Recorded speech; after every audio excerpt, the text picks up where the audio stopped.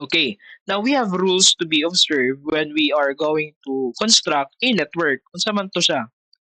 First is no single activity can be represented more than once in a network. The length of an arrow has no significance.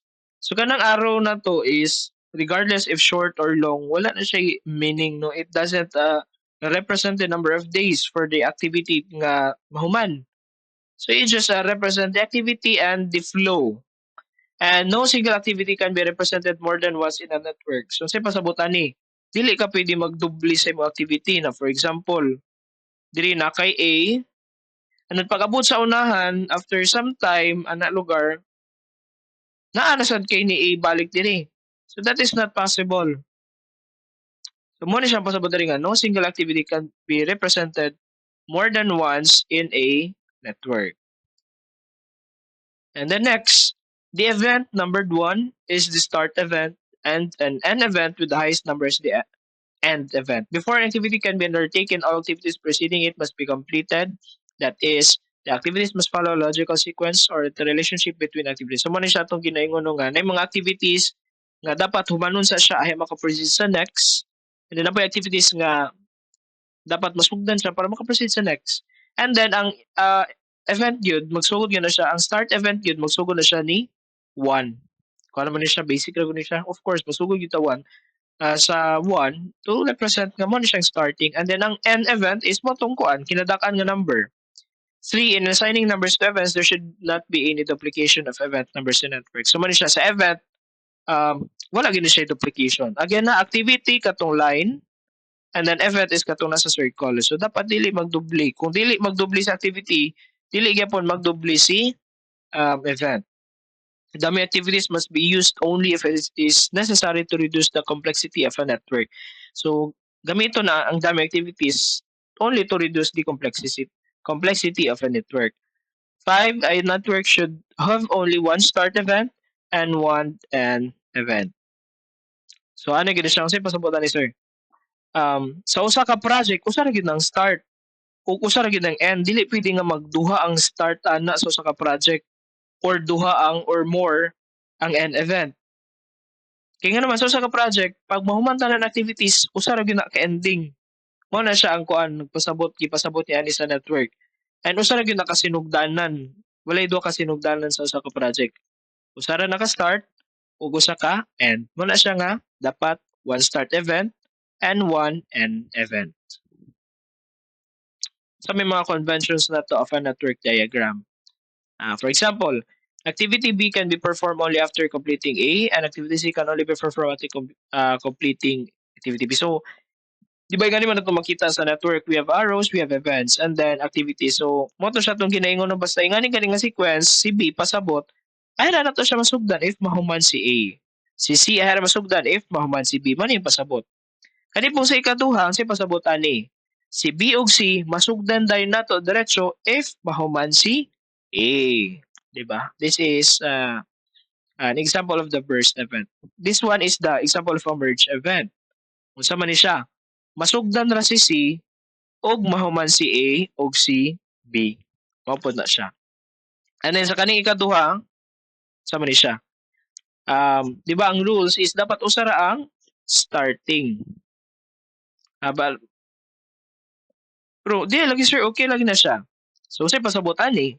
So sa to pa kani silang events, this does not represent start events. So murag naa pa ni sila isumpay didto whatsoever diri ana. And then I had itong start event. So sa may pasabutan ni kung ingani.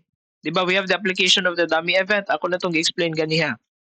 So ang pasabutan ni si D masugdan siya if mahuman si B. Pero si C ay ra siya masugdan og mahuman si A og mahuman si B. Mo nang gigamit nato si dummy, no? Si dummy activity. Basic mo na siyang kuan, basic lang ni siyang kuan mga butang dapat nato hinumduman, no? When reading the network. And then we have the Fulkerson's rule. Magsugod ako no ta sa event 1, of course, mo na itong ginabuhat. From event 1, strike off all outgoing activities. This would have made one or more events as initial events which do not have incoming activities. Number that as event 2. So on and so forth. So let's have our first example. Draw a network of a house construction project. The sequence of activities with their predecessors are given. So muna siya no, ang ginahatag yun is the predecessor. Predecessor is unsa tong activity before niya. That is the predecessor. So natay table diri we have the activity A, B, C, D, E, F. And then we have the events, no? Iyang start and finishing. So dali kayo ni siya nakapabor ani, nakadali ani kay na siya event nakabutang. Kung asa siya i-connect si 1, 2, 2, 3. Nani mga nodes ba? And then this is the description of activity. So mo tong ginaingon di ba nga gina-represent lang na to activity A, B, C, D. Aron dili kay task atong isulat sa when we are going to draw the network. Now kana silang A, B, C, D ug F na sila kuan meaning unsa na siya. For this example si A preparation sa house plan, di ba? Si B construction of the house. Si C installation ni door ug ni window. Si D is the installation of the wires. And then si E is the kaning mamintal, no, painting of the house. And si F is the polishing of the doors and windows. So this is just an example. Now, dili po is na type predecessor. So tanaw nimo si A, pag tanaw nimo ni A, ingani siya kasi pasabot wala siya predecessor. Sa ato pa magsugod ta kang A. And then diri kang B, ang predecessor is si A. Kasi pasabot makasugod ta kang B if mas humana si A. Mo na siyang meaning ni predecessor. Kani pod si C, ahera na to masugdan no if mahumana si B. Si C o si D. And si A masugdan na to if mahumana si C. And si F masugdan na to if mahumana pod si D. Mo po niyang kuan murag scheduling niya. And then this is the duration for those activities. 4 days, 58 days, 2 days, 2 days, 1 day, and 1 day. Sige, let's draw this one. So according to full courses rule, magsugod gyud tag 1. This is our starting point. So sugdan na lang na tug 1 pud kay naa naman sa given diri, no? Para dali siya. So pero kung wala given dira puro na letters actually usay pwede ra ganito nga wala na ikon. Lingin lang, nodes lang. But since naman diri, let's write 1. So tanaw na to po diri sa predecessor pila ka buok ang nagpredecessor kang A. Since usara man, so we can confidently draw ana lang, no? And then we have our node dira. So this is our activity A.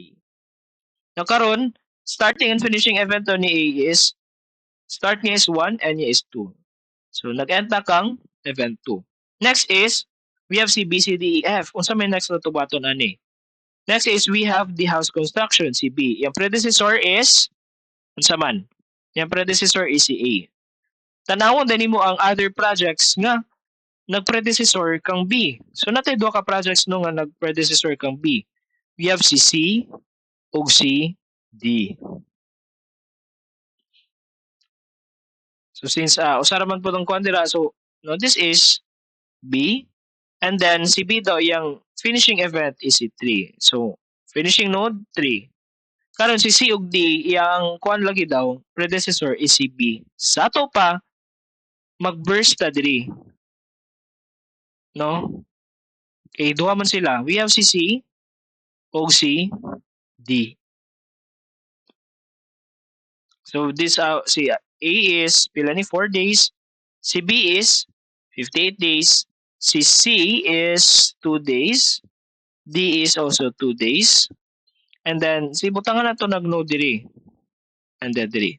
So kani pwede ni diri nga 4 diri, pwede siya sa 5 dira or pwede sa vice versa. Now karon, that is true if there is no yan, given starting and finishing. So imo na lang sundon. Si C daw yung starting is 3, ending is 4. So ato pa 4 ato ibutan diri. And then si D is yung finishing is si 5. So ana ra. Next is, next we have the si E ug si F. Si E ug si F, yung predecessor is si C ug si D. Karon kung inyong tan-awon, napabay other activities nga nagpredecessor ni E ug ni F. Wala gani predecessor, pasabot nga unsa ni tanaw nimo if nabay successor si E ug F. Unsa pasabot sa successor? If naabay activity nga so ni kinahanglan sila mahuman ay wa ko proceed sa next. Kung tanawon mo na may successor si E ug si F. Sa ato pa, pahumanay na ni sila. And then kung imo sang tan-awon no ang ato ang finishing event 6. Sa ato pa sila ang last nga activities. So imo ra na i-draw dira.